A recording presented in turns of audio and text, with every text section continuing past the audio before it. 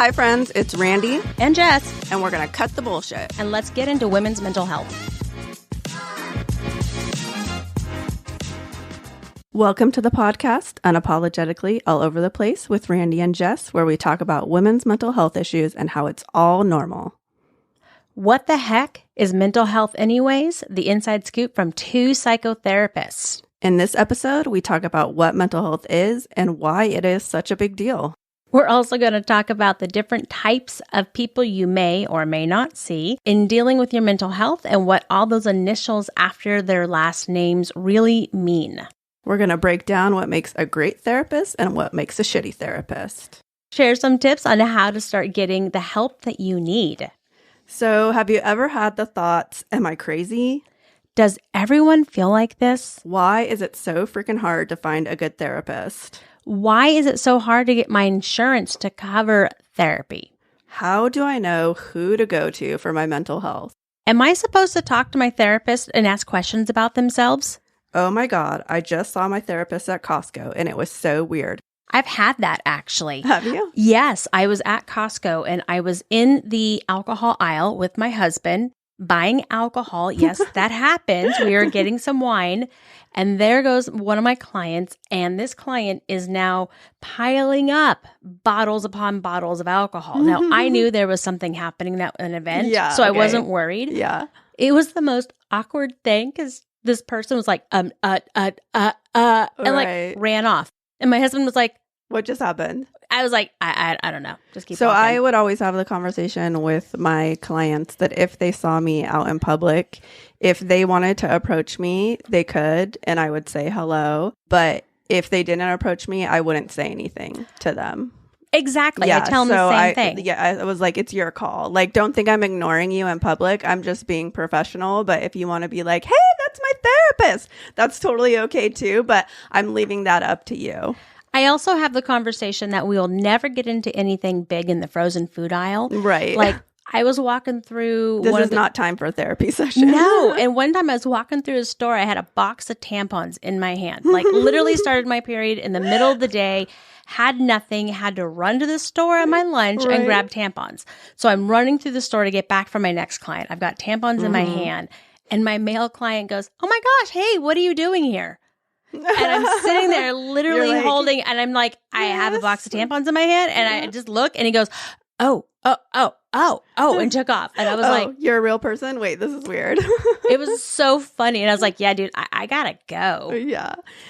So what is mental health? I know it seems like such a basic question, but I think we need to break it down. You know, you're right. We assume that people know when we start talking about mental health or we make these acronyms that they know what we're talking about. No, and there's so many of them to keep track of. And like even us therapists, we don't even know what they all mean. And they're always changing like rules and regulations about things. So it could shift. Mental health is our emotional, psychological, and social well-being. I mean, that's like the official piece, right? The three pieces that makes our mental health. But what does all that mean? We need to break that down even more into those categories. So emotional mental health is like how well you're able to process emotions and cope with life changes and triggers, how you manage stress. How do your relationships look? And also taking care of your physical health plays into your emotional health to maintain your overall well-being of emotions. Wow, that was a mouthful. That was a lot. So just, breaking down, that even further is that how do you cope, basically, and how do you manage that? And are you managing it? And if you're not, then this is like a key to your mental health that you may need to look into. And then we go on to the psychological side of that. And that's a core feature of your mental health. How do you enjoy things? Where's the pleasure? Where do you feel fulfillment or happiness, right? And, and it talks about like, your coping and your emotional regulation and healthy problem solving, right? You have to have all of that to be able to even get to part of the emotional piece.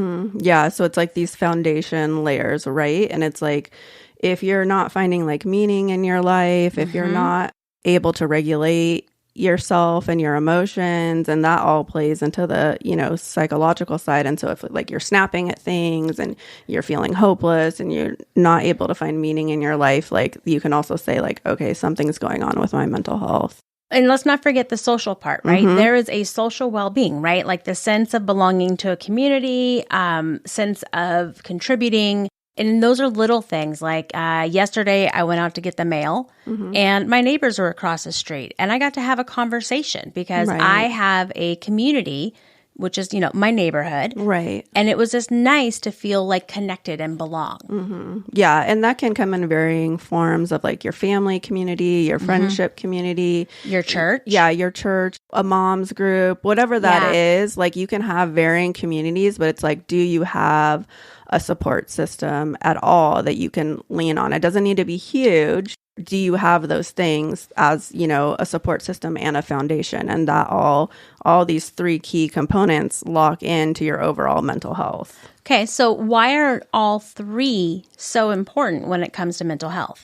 It allows you better coping with the stresses of life and everything that you're going to, be hit head on with. To be able to go through really stressful things, like you need a support system, you need to be able to understand why things are happening, and you need to be able to manage those things that are happening to you.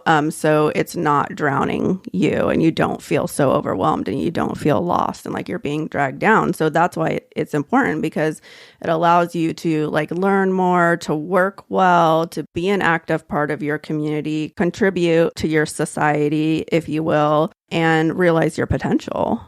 It takes a good, healthy mental health to do all of that, right? Yeah, good, healthy mental health. That's our new tagline. Goodhealthymentalhealth.com, right? And this is why, but most of us do struggle with mental health because this is not easy to achieve. Not all three. No. No, it's not. And so I don't want anybody who's listening in to feel like, well, I'm a failure because I don't have this. Well, most people don't have it all. And that's why mental health is such a struggle, because we do live in an environment where we are not very community-based anymore. And we don't have good support systems and things like that. So it is easy to really not have the best, mental health support. In the previous state that I lived in, it was so weird when I moved to this state and people waved to you. And you're like, do I know them? And you're waving back. Like, do I know them? No. They're just driving by your house and they're waving because, hey, there's a person. Right. And if I needed to call my neighbor and be like, hey, do you have any pickles? Which I've done before. And she's like, yeah, I'll bring you over a jar. And I'm like, oh, thank goodness. Right. Right. And so some of these neighbors are on my emergency list for my daughter. I didn't have that back in some of the place because it was so busy, so hectic that you just didn't. Everybody was on a different direction or was commuting and things like that, where we live in a smaller community now. So it's a little bit easier to build those connections. Well, and people want those connections. Right. Taking care of your mental health, it's important because, it does. Again, it helps you build those relationships, right? If you don't have a good emotional well-being, how are you going to have a good social well-being, right? And it's a basic human right, and we don't really put it at the forefront in our society in the United States like other countries do. It gets put on the back burner a lot, unfortunately. Well, and growing up, I don't remember mental health being a thing. No. I don't remember it really even being let's check in on your mental health. No, not at all. My daughter's school, they do this. They have a counselor. She likes her. She comes in and she talks to them about different things each week as they're getting older and they're learning more. And she'll go through and talk about, what is depression? What is sadness? What is anxiety? And I love that for kids because knowledge is power. And for them to understand those things that they're going through and realize like they're not alone in that, I feel is super empowering because like as a kid, like I had no idea, being undiagnosed like ADHD, like I thought that was just my life and I was crazy inside of my head. That's a lot to carry when you're younger. And if it's not something that's talked about, you're not going to bring it up. I didn't talk to my parents about that. I don't think our parents knew that to even talk about that. Right. That's the thing is that we talk about generational, right? Generational pieces of how it ties into mental health is that wasn't something that they even knew to talk about. No, their parents were like, suck it up. My mom was 15 years younger than her sisters. So like my grandma was like, whatever with her. Oh, wait. There's a kid here? I don't care about your problems. I'm wondering if it comes back that, it takes a village, right? We talk about it takes a village, or in other countries, you have multiple generations living in a family to help raise children and help take care of things, right? Which we don't have here. Because we don't have 3 generations living in our house to help our child. It's just us. Yeah. And we do have a lot of us have very limited resources, both of mother and mother-in-law passing away. Like we don't have that support system. So that some people do have. And it's like, so you have to find other ways to kind of fill those support things. And it's hard, on your relationship and your mental health when you don't have a foundation like that. And we do move a lot now too, like in our society. So you're moving away from, communities you've built and having to like rebuild them. And sometimes that's very, very difficult.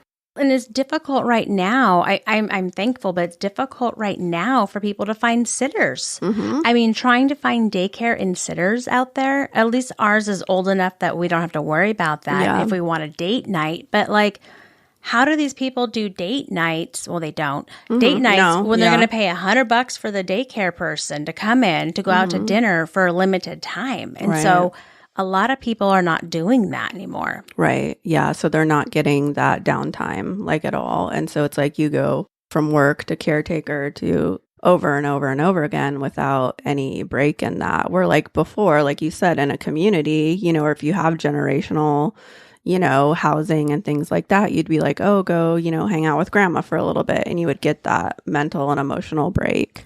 Well, I remember doing a lot more like family parties, right? We go to like my stepdad's side of the family, and all the old folks, right, would be sitting around playing mahjong, right? And they'd be in the corner there, and the kids would be over here, and then you'd have people over here cooking or eating, and it would just be this big thing that we used to do. Yeah. Going to my grandma's would be the big thing too, and so it was just a lot more support. Yes. On the opposite side too, I think a lot of people have instated boundaries with their families and realized some of those support systems were not healthy and were causing more harm than good. And so people having to distance themselves from that or make that hard call. Like, am I going to walk away from this support system because it's affecting my mental health, but I'm also giving up them, like, watching my kids or having like that family time. But if there's other triggers or trauma in the background, like what's best for me? That's true. I didn't think about that. On the opposite side of that, like maybe,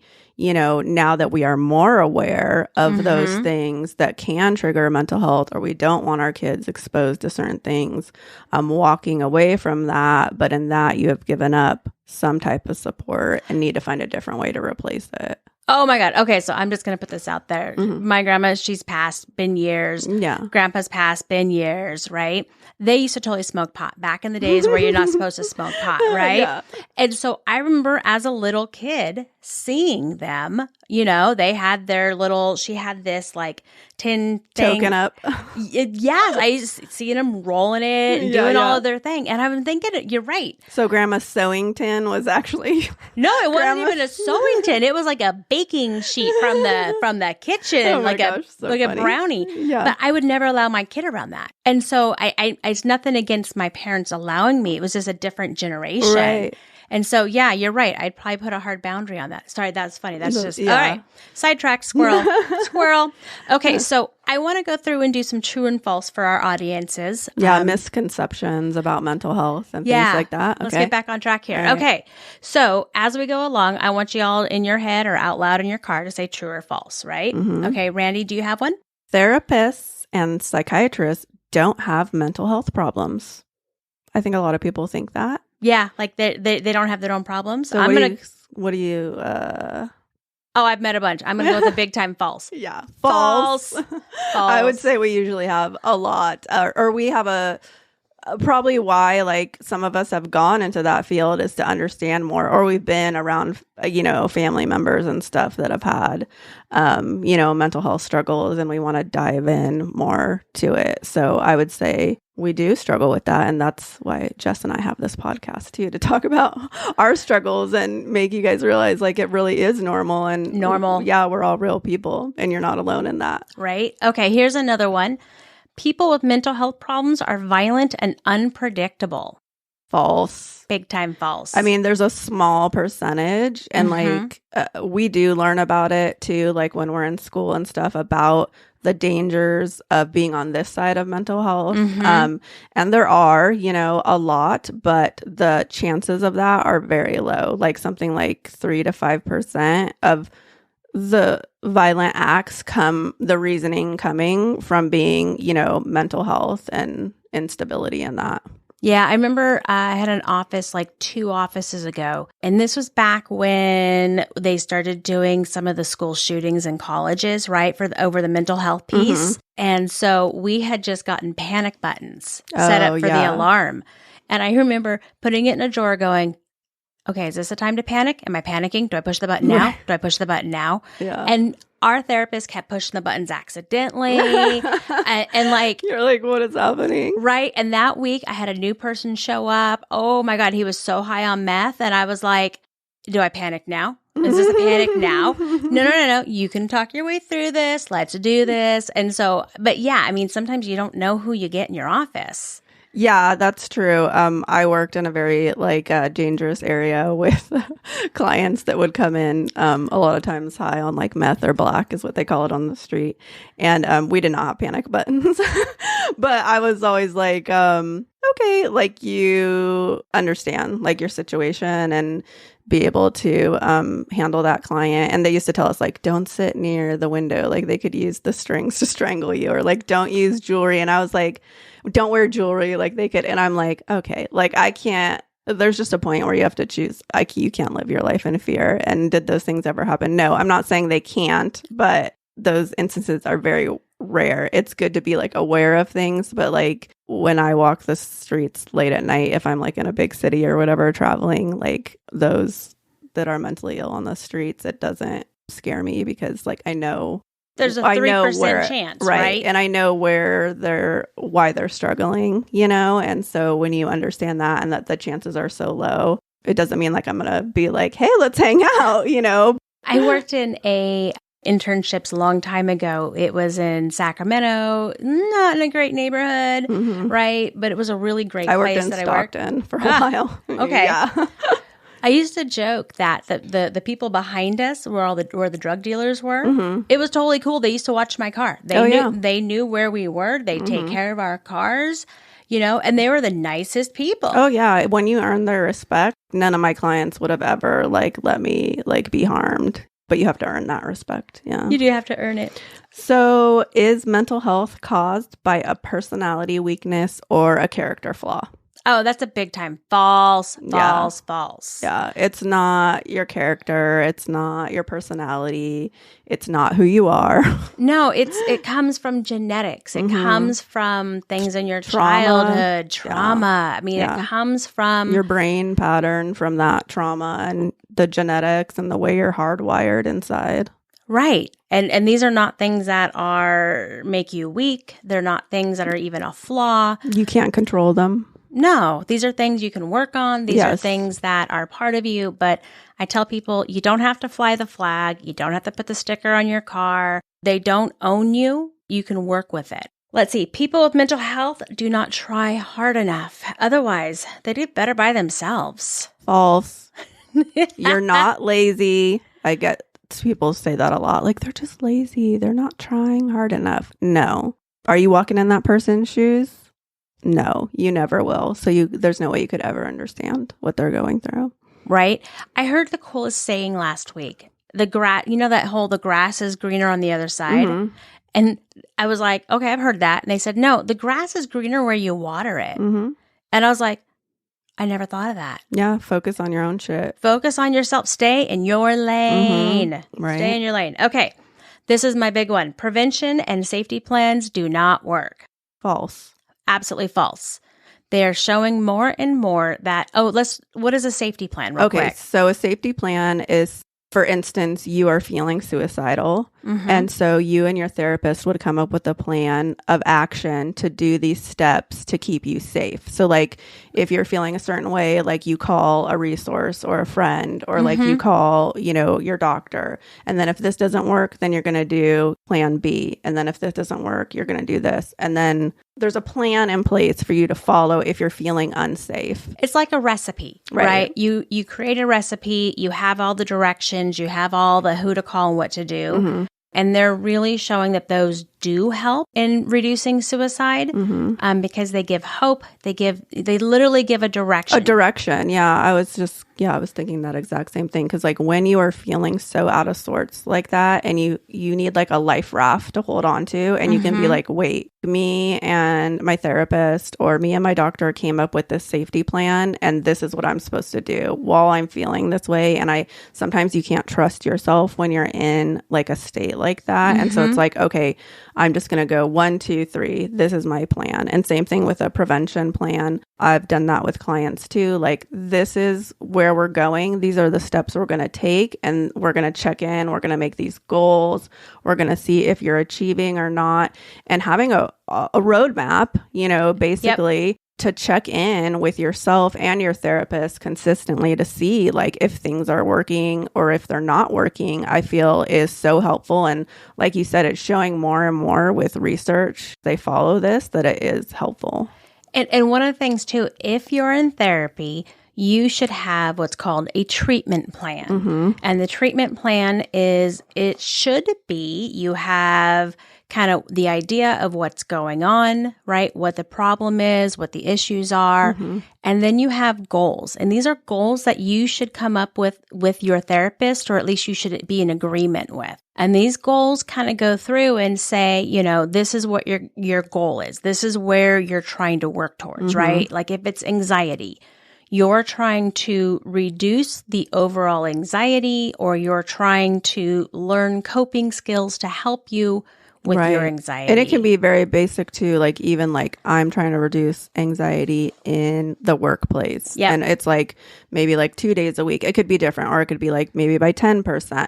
You know, there's different ways to kind of track that and gauge that. But just so you have like some idea of and like it's measurable. Yeah. Because how do you know you met the goal? Okay. Like Randy said, okay, 2 days a week, I'm no longer anxious. That goal is being met or worked towards.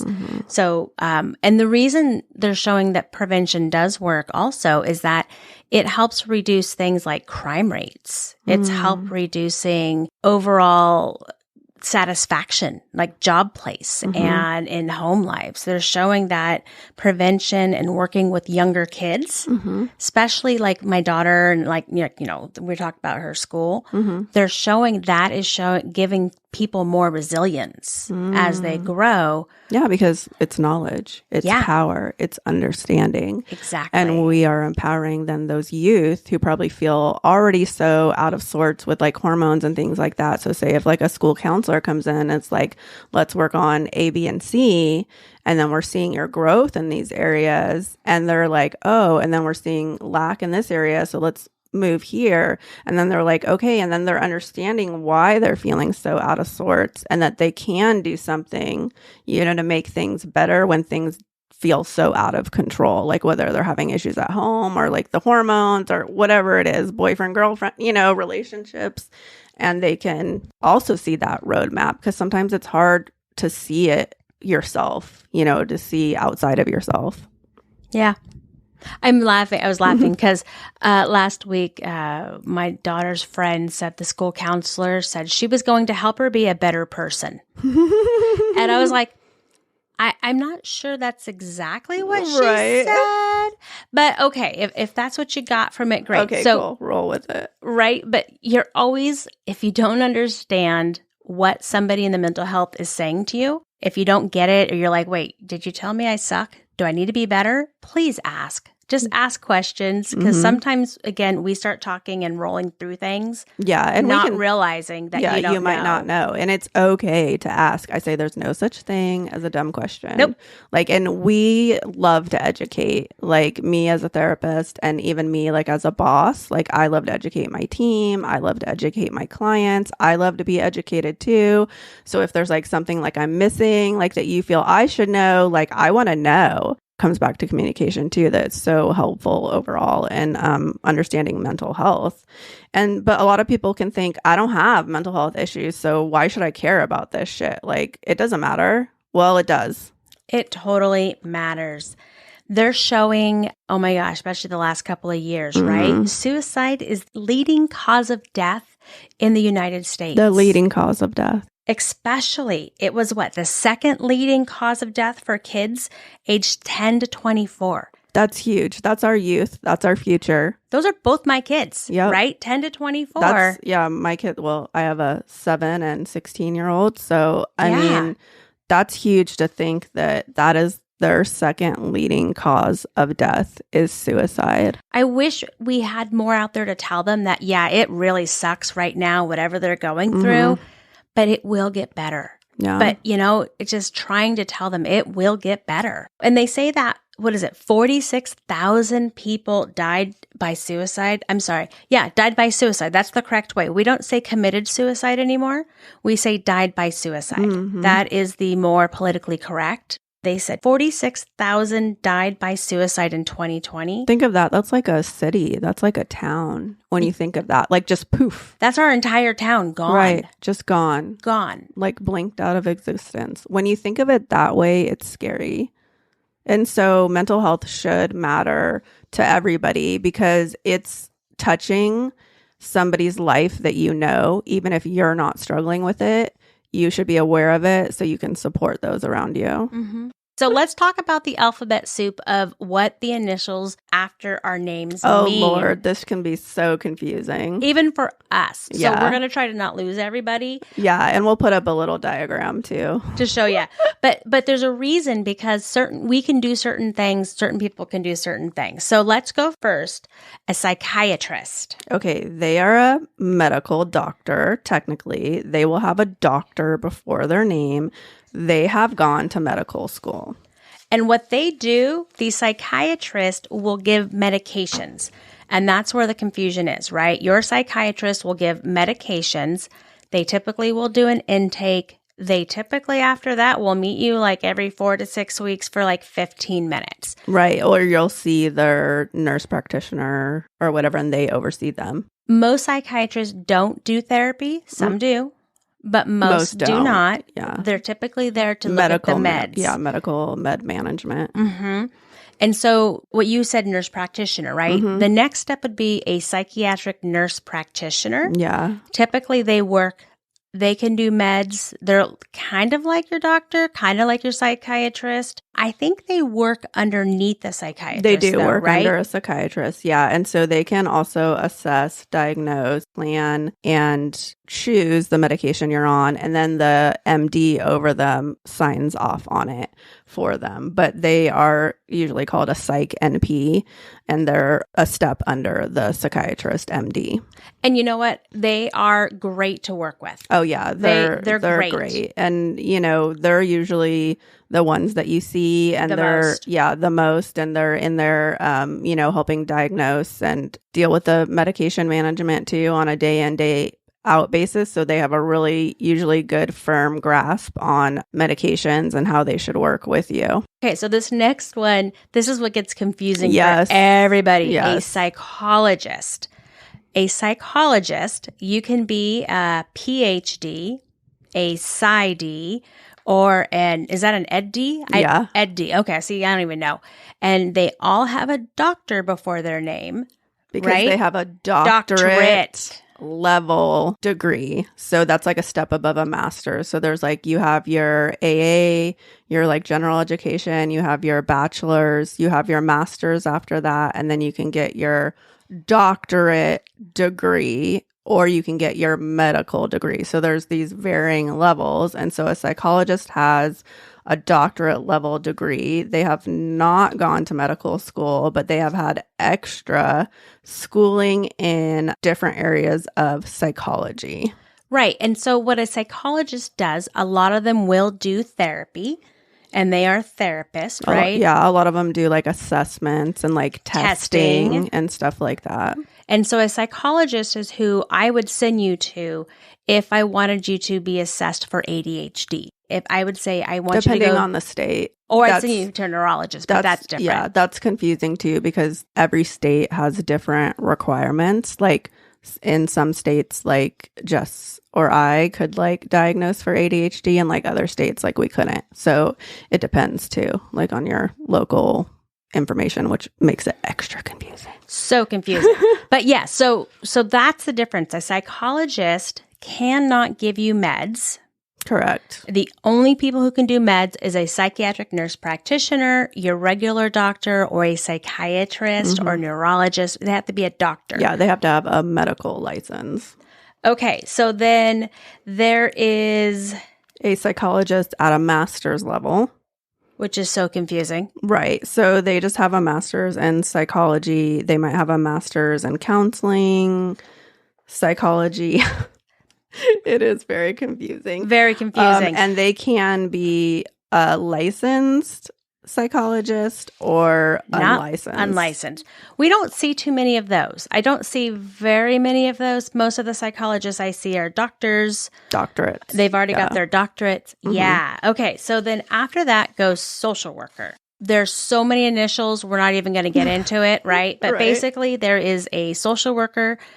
They can be licensed or unlicensed. Well, okay, because I have my master's in social work, and there's also varying degrees of social work. So you can have a bachelor's in social work, which you do basic case management. That's what you think of, like if you're like going into state agency and they're kind of like helping people like fill out paperwork. And then there's like a master's level of social work, and we can work different levels all the way from like political things to clinical. I specialized in clinical. I can't even think of, there's like so many different like areas you can go into, and then you can choose to be licensed or unlicensed with that too. So you can do, a lot of work and put in hours to get licensed. You're overseen, by people, and then you've been tested by like the state and the boards and stuff like that. So you can do therapy, psychotherapy, things like that. And the cool thing, if you are a social worker, even if you're licensed or licensed social worker,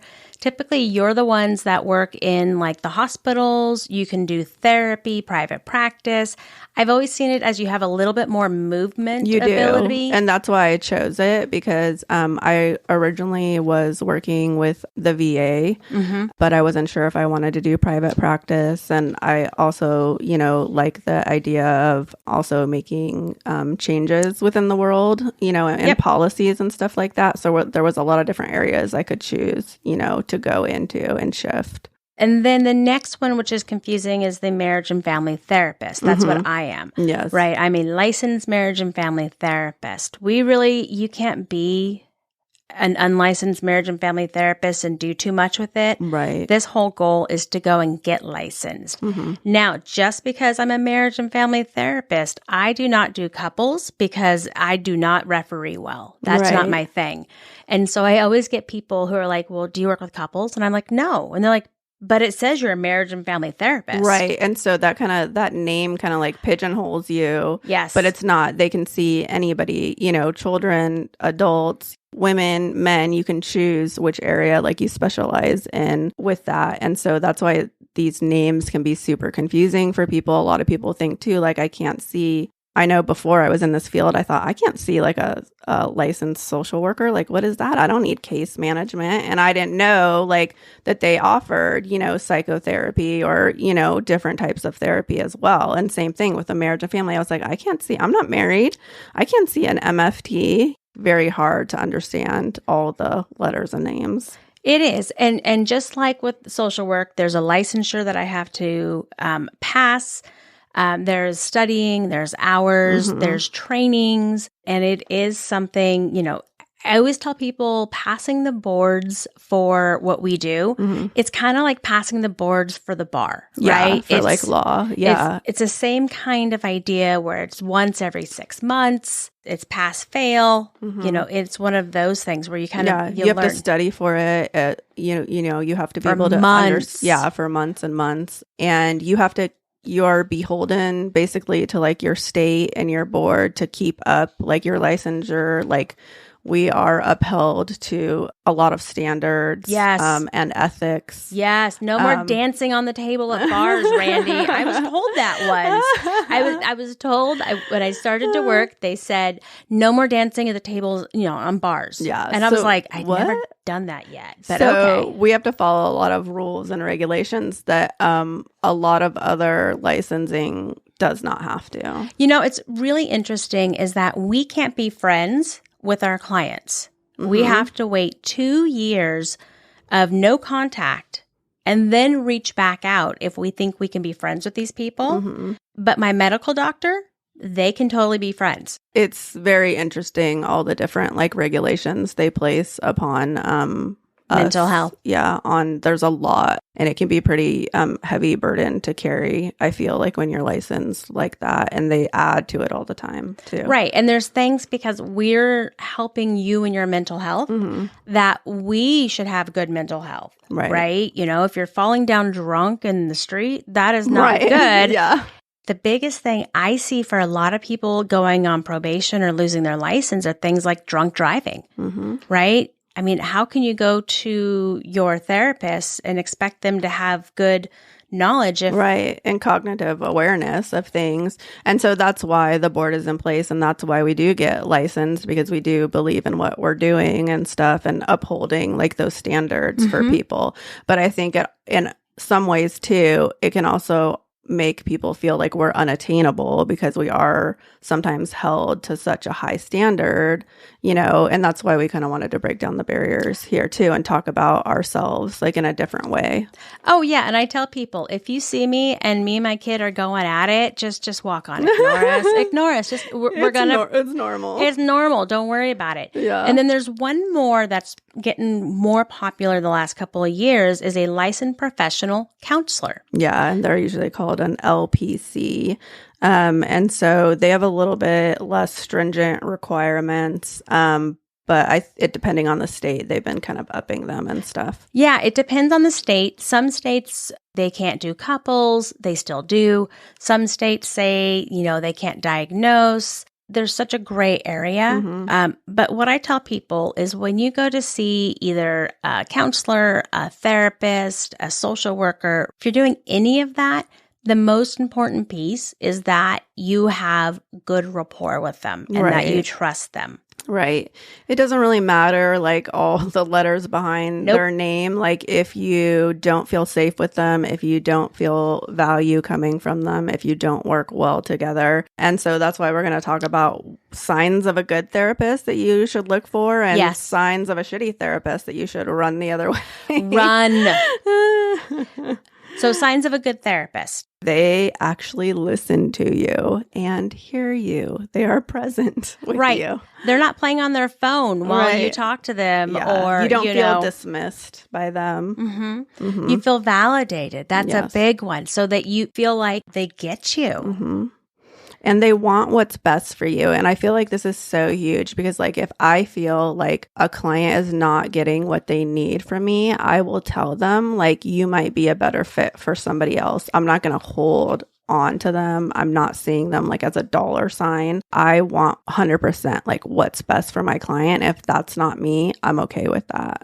Absolutely. Yeah. The other is being a strong communicator.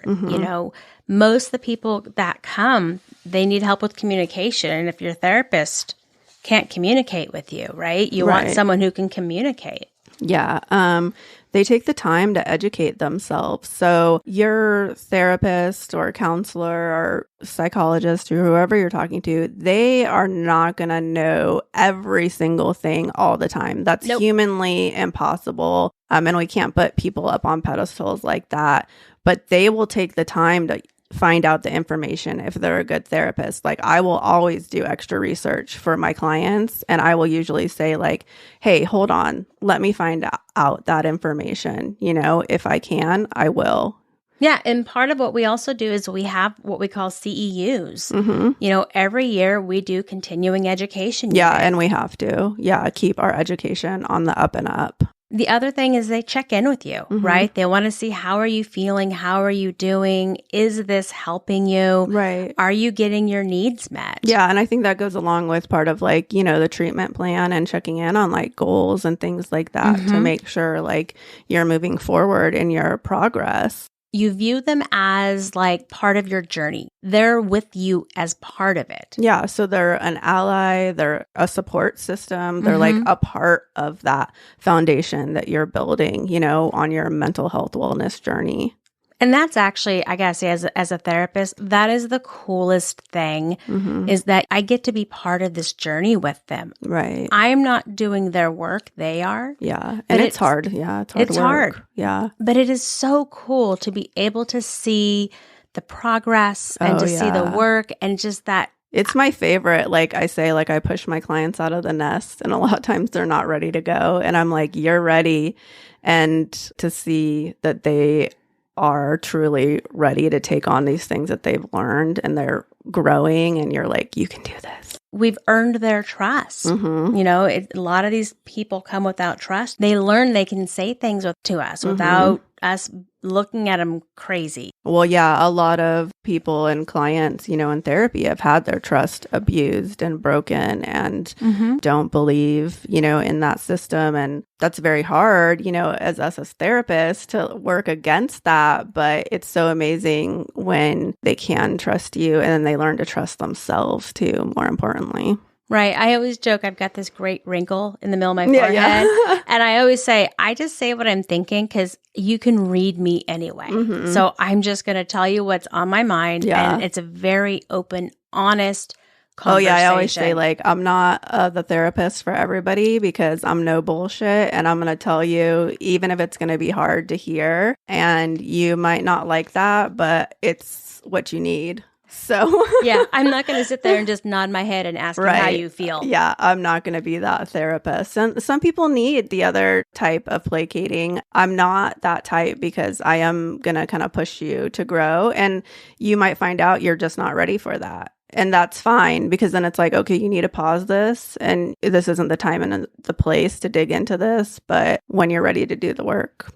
Well, and it's also our job as a therapist the big piece is to bring you back. The way I describe it is we're unpacking your master closet. And Randy, I've seen your master closet, right? And so if I was to go through, Randy, and take all of your shoes and clothes. I'm a clothes whore and a shoes whore, so good luck. Right? If I took all that crap out, laid it across your bedroom, put it all over your bedroom floor, and then said, okay, I'll come back and see you in 2 weeks. No, it would still be all over the floor. Well, yeah, exactly. Well, yeah. And then you'd be stepping on it. You don't know where to sleep. Yeah. And so our job as a therapist is to kind of guide you through that and know when it's okay to take it all out. And how to put it back and in. how to put it back, you know? that it's more organized and accessible. I love that analogy. Yeah. It's like I had to have an organizer come in and help me with my closet. Well, and just like with that, I always do piles, right? Think about toss, don't know, keep. And so thinking about that in the mental health, like what do I need to toss? What do I need to keep? What am I holding on to? And why? And why? Yeah. And how is that benefiting me and stuff like that? And so that's what great. mental health is. Yeah.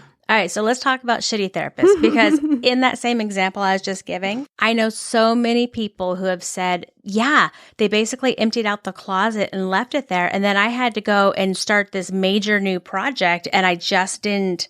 I mean, they just pulled out way too much too fast. Yeah. And that kind of is what made me want to be a therapist is because like when I was struggling so much and trying to figure out like what was going on, like I was just being told it's just this, but like not giving it any resources or help or real guidance when I went to see counselors. And I just felt like this is useless. Like, why am I going to these people? Why am I going to try, you know, to understand myself and feeling even more alone in it and really believing, you know, that there was going to be like some good out there and and eventually I would find the right therapist. But yeah, there's a lot of shitty therapists and they can be unreliable.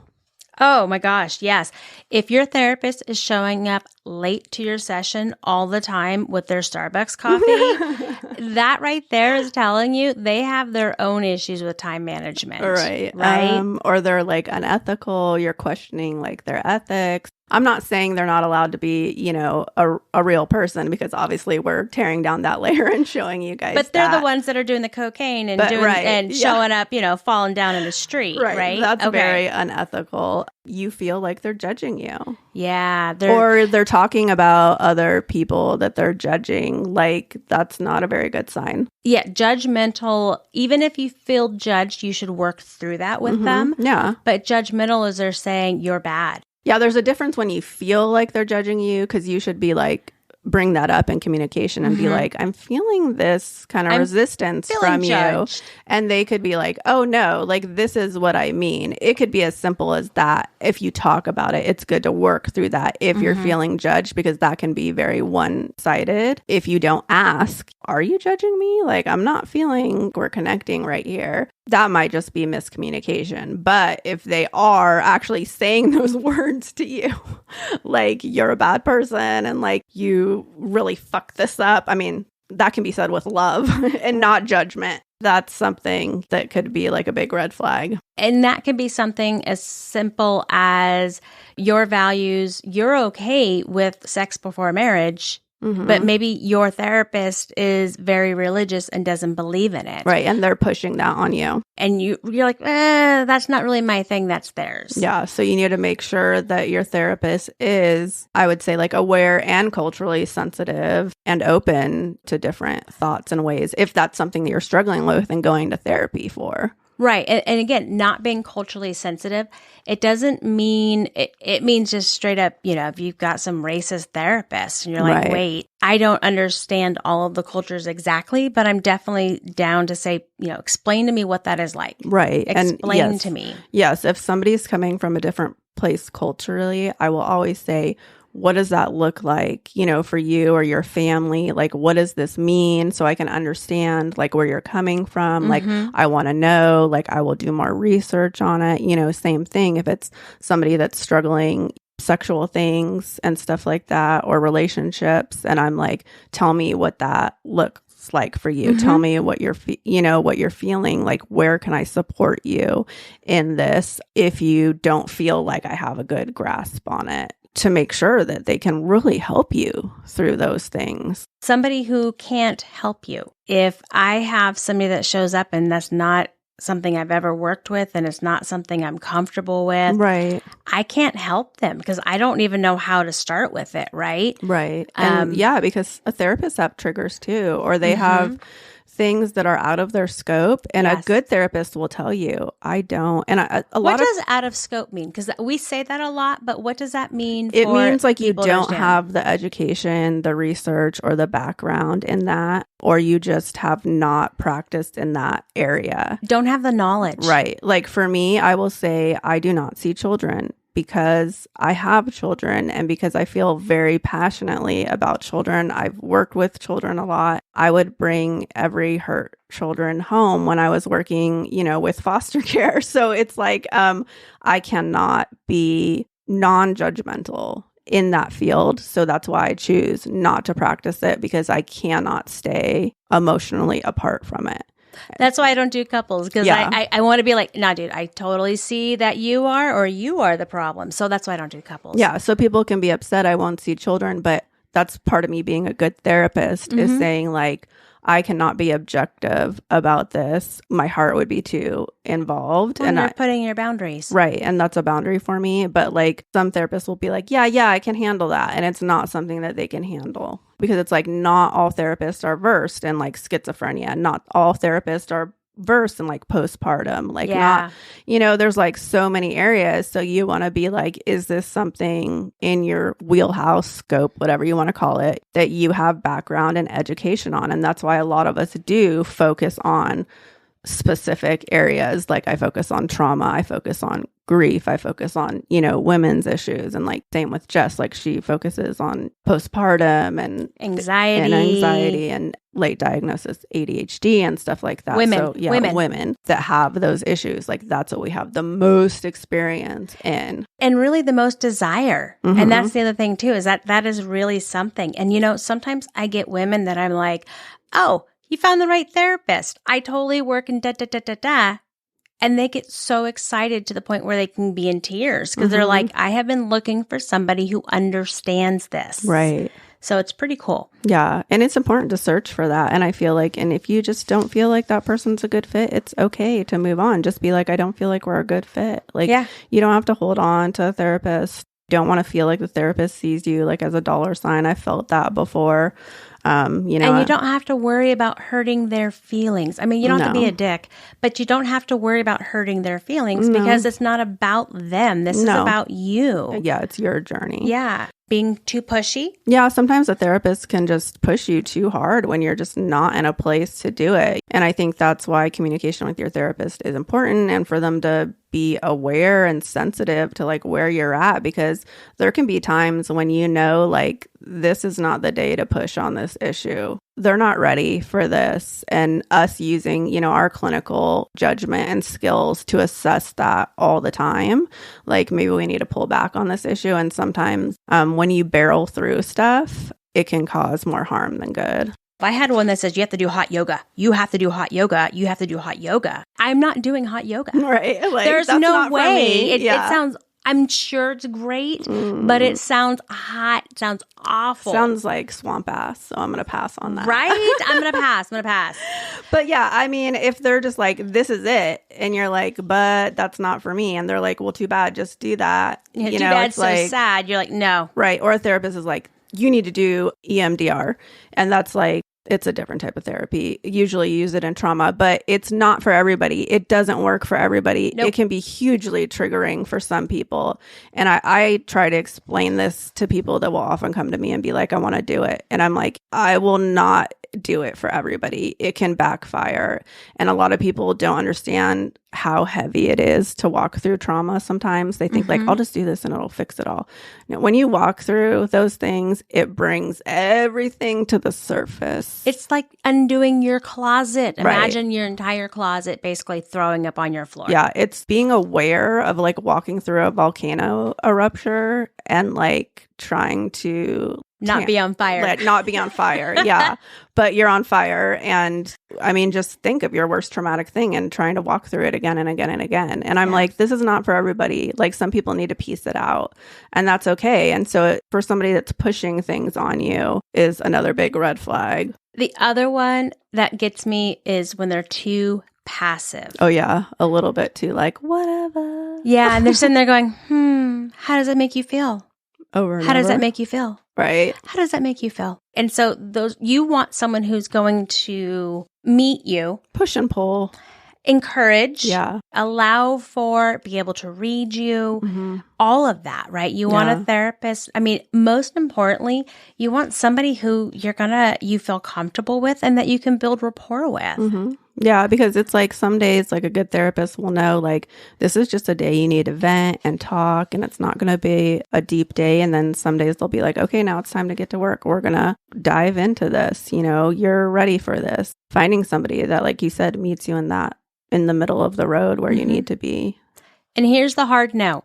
If you ever have a therapist who makes you feel uncomfortable sexually, who touches you, who makes sexual advances on you, who stares at your boobs the whole time, who wants to talk more about your sex life and what you like when you're not even there for that, those are things. That's a no. That's a hard no. Get up, leave. You don't even need to explain yourself. No, just walk out. Walk out. It's nobody's business but your own to protect yourself and file a complaint with the board. I mean, really, truly, we have flyers that say no sex with, clients kind of thing. It is a hard no. Unfortunately, there's a lot of shitty therapists out there. And just like in the world with any type, there's a lot of shitty everything, and you have to be aware. And that's why we're talking talking about it, how to protect yourself. Yeah, I remember reading the California chapter over there. They would put out like what people did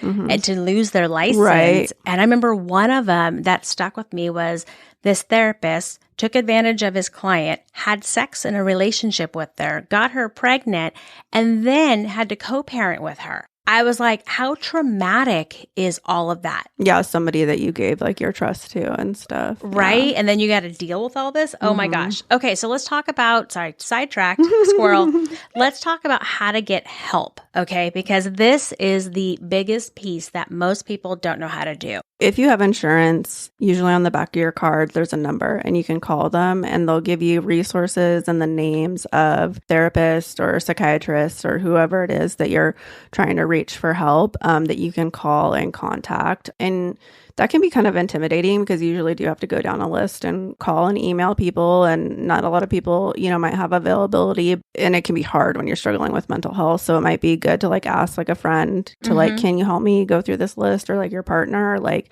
I've had to do that too. Like even with all of my coping skills, I've said like, I can't deal with this right now. Can you make some phone calls for me? If you don't have insurance, you can reach out to the state if you need mental health care, or there's usually like agencies and stuff for like women, or go on psychologytoday.com, has a lot of things, and you can look for therapists that have like sliding scale, which is like they can offer, cash payment options and things like that. Yeah. And going back, I tell people to, usually your insurance company will have a website you can look up. If you can't get through, call the customer service and ask them for help. A lot of times, very common that I will get, because I take insurance, that I will get insurance companies calling me saying, hey, do you have room for this? Right? Like I have one insurance company, this woman that does postpartum, she knows that that's what I do. And she'll be like, hey, Jess, do you have any room? Right. And I'm like, for you, of course I do. Yes. Of course I do for your people. She's like, Yeah. okay, good. I was like, just make sure they use your name so I know who to accept. You're right. They can like email you like a list of like, who's available and things like that. They call. Yeah. I mean, sometimes they do their own calls or emails. And then on Psychology Today, you can do all of the searching on the top if you go on there. It's a really cool thing. You can click the different buttons that you're looking for to help narrow it down. Yeah, if you want to see a woman, if you want to see a man, if you're looking for somebody that's in telehealth or not, or like a specific, area, if they do specialize addiction or ADHD. Right. You can click the different things you want and it'll take you to the different therapists that are available in those areas. And then even with that, I tell people to create an email. Be very specific. I'm looking for therapy. If you need only certain times or days, evenings or mornings or weekends, put that in there, what your availability is, what your insurance is. And then basically email a bunch of people. Yeah. And that helps because a lot of us too are overwhelmed with clients.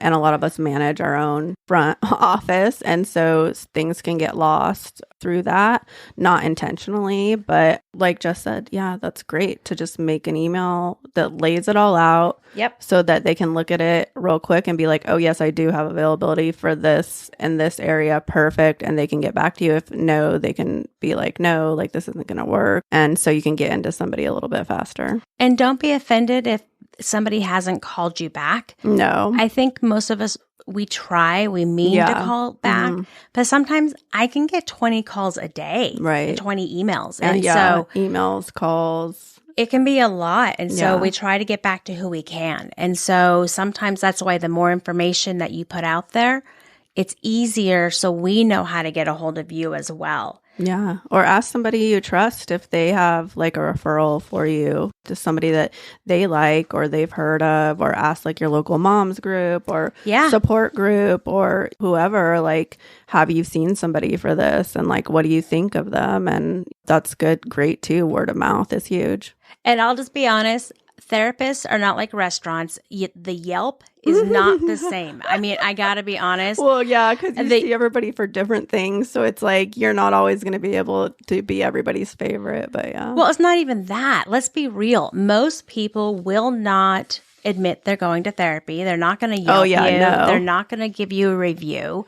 Who's going to give you the review is the person who never even saw you, and they're going to leave you a review because you didn't call them back, once 2 years ago. Right. And the funny thing is, as therapists, we can't respond to a good, a bad, indifferent review. We can't even acknowledge somebody is or isn't a client. Right? So you're like, it's not like a restaurant where they can be like, this person never showed up. It's better to go by friends, go by kind of what you feel, read what you like about them, ask your insurance for help. Yeah. Talk to the therapist and get a feel. Set up an appointment, do an intake, see if you like them. Don't make it harder than it needs to be. And we hope we have cleared up some of the ABCs of mental health and breaking it down. And even though it seems so basic, it's really kind of overwhelming when you put it together. And they're probably going, oh my gosh. Why did you guys talk about that? But we hope that we've helped you guys on your journey and understanding. And we'll talk to you guys soon. All right. See you later. Bye.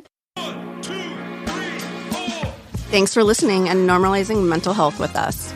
Don't forget to check out our free resources and favorites on our website, unapologeticallyrandyandjess.com. Like and share this episode and tune in next week.